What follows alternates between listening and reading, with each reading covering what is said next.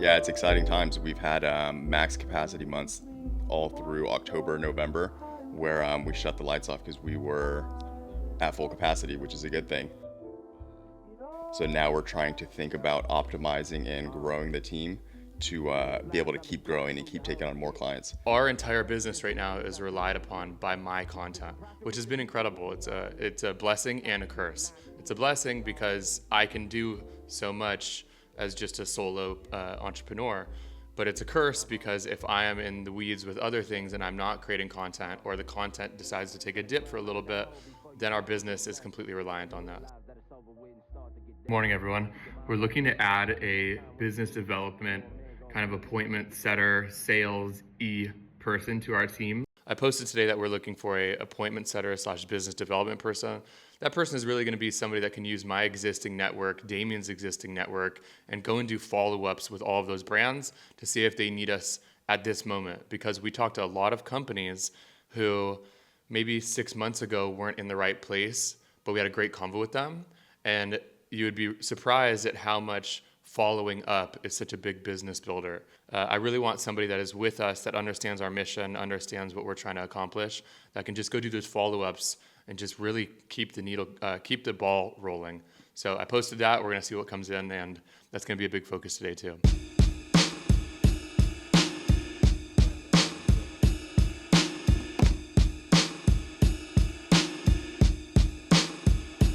It's cool, right? Yo. Hey man, how's it going? What up, brother? Not too much. How about you? Just hanging, dude. Just Nice. progressing. Well, I've been doing my vlogs, and now we actually have somebody that's coming in and filming the vlogs with us. So from that raw footage, or even from the actual vlogs themselves, there'll probably be little cut downs that we can do for Instagram. I am gonna post a couple of the edits that you made. So some of those will actually be going up in the next week or so. And aside from that, I'll just text you and let you know if there's more content and stuff like that that we're gonna be uploading. Okay, cool. Cool? Sounds good. All right, bro. Why I feel this way, I don't know, maybe I think of her so much, it drives me crazy. Ben is a close friend of mine that has his own company, has a backyard sports brand, but in the era of friends helping friends, I've been looking for somebody that can help with posting content on social, and Ben had some free time, so he was saying it would help, and we love his company, and I want him to be around our house more, so we were like, please help. 2 months ago in October, I'll just even show you, this was our posting calendar. We were posting basically 3 times a day, almost every day, like LinkedIn, TikTok, Instagram. And so for me to actually be filming, writing the captions, like each one of these has its own full caption in it that I'm writing. So for me to be filming, writing the captions, and posting was just not even possible. Typically the things that I'm talking about are one of these categories: office, work, physical products, office and work apps and digital products, home products, travel, fashion and wellness products, finance, content and business tips, routines and productivity, mindset and motivation, personal life updates and moments. These are like the styles that one of those videos would be in. So there's different types of vlogs, different types of B-roll, photo, carousels, graphics, tweet kind of screenshots, talking head with nothing but text, green screen. So these are all the different styles. So when I'm going into a video idea, some of these probably have them on it. When I go into a video idea, I actually show the platform, the pillar, which is the category. So this is like a content and a business tip. And the style of the video is a talking head video with visuals and text. Now, that is like OCD type of dedication to the organization of it. I don't love doing that part of things, but I do think that it makes it really clean and easy to remember, especially when you're trying to do this on multiple different platforms. So we did it for that month. We did it at the beginning of November. We paused on a lot of content when I was away for my wedding. and now we're getting into December, and I'm just like starting to ramp up a little bit, so we don't have a lot of content to post, but that's the flow of how we do things here with all of the content.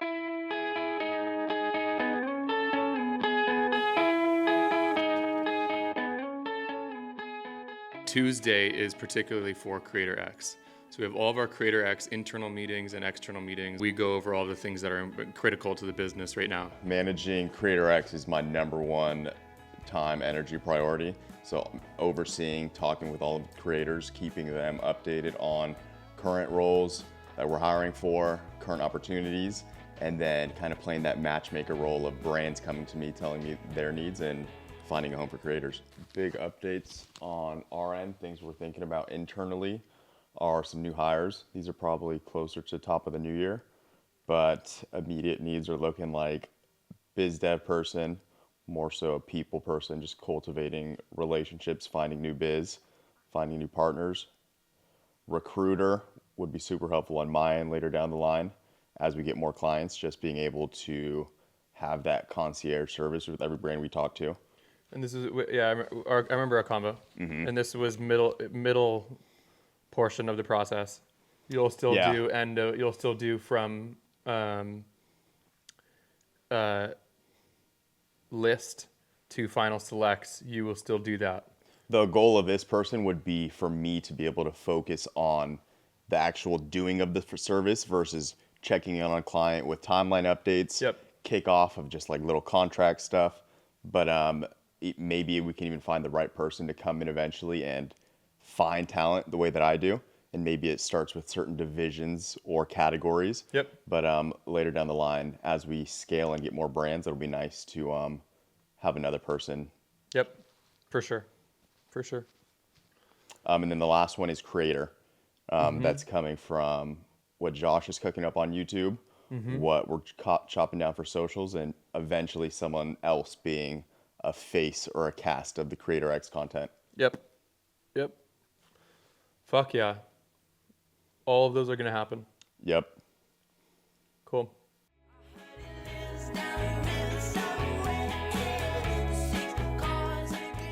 I love the feeling of having a team and having people around and it being like we're building something that is really intentional. I get really excited when I'm like, oh, we're at the place with our business to be hiring people, and it makes sense to bring awesome people around to build this team. So as a founder, I'm like really stoked that we're like at this moment now where it's like, okay, this is the next thing.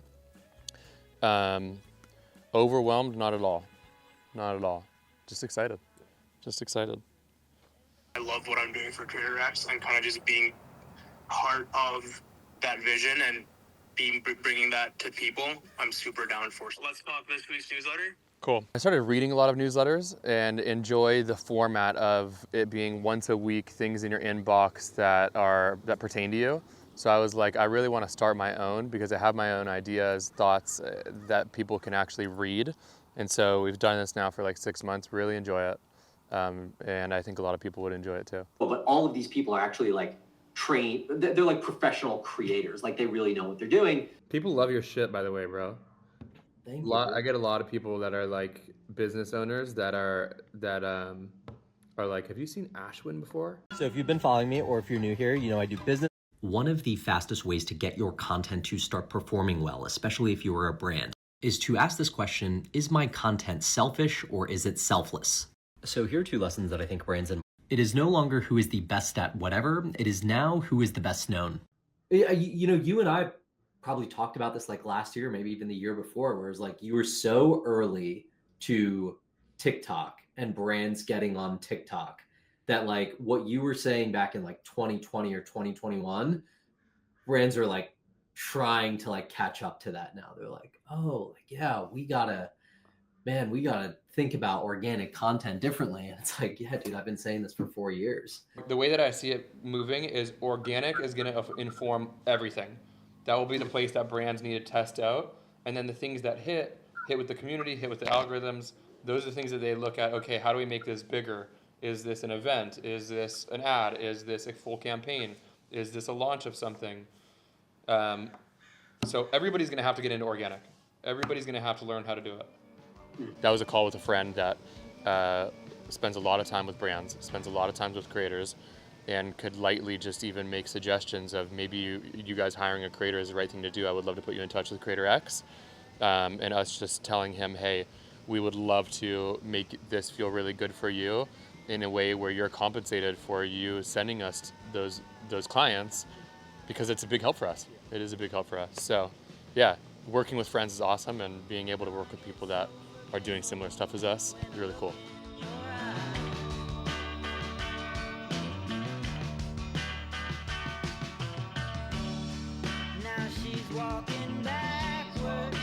Him cook now. Let him cook. I said let him cook.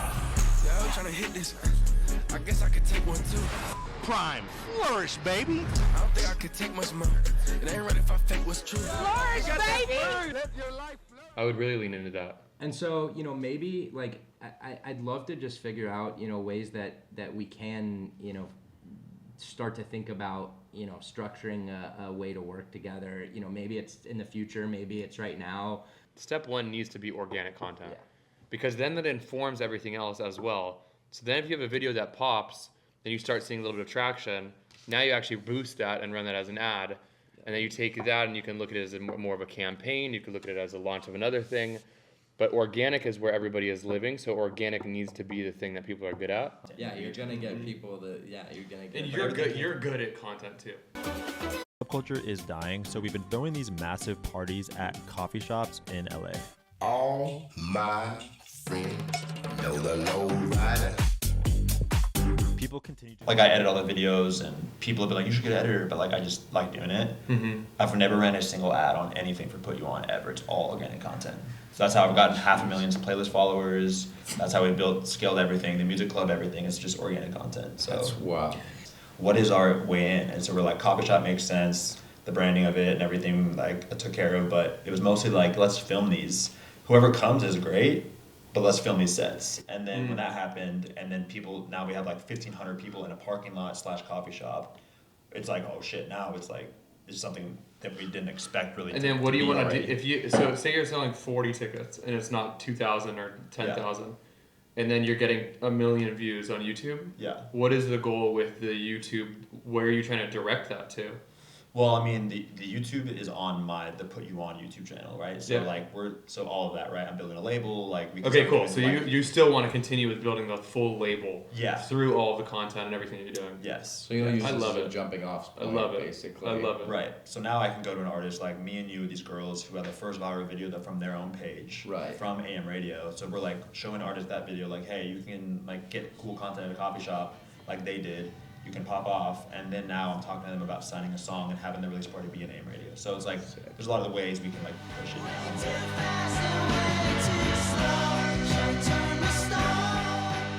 now. I think the reason why I've never wanted to quit is probably because I just enjoy it, and I don't do it for like what it gets me. I've always enjoyed it. It's just is the thing that like I think is a big part of me, and I'll do forever. Yeah, passion first, right? For sure. Sweet.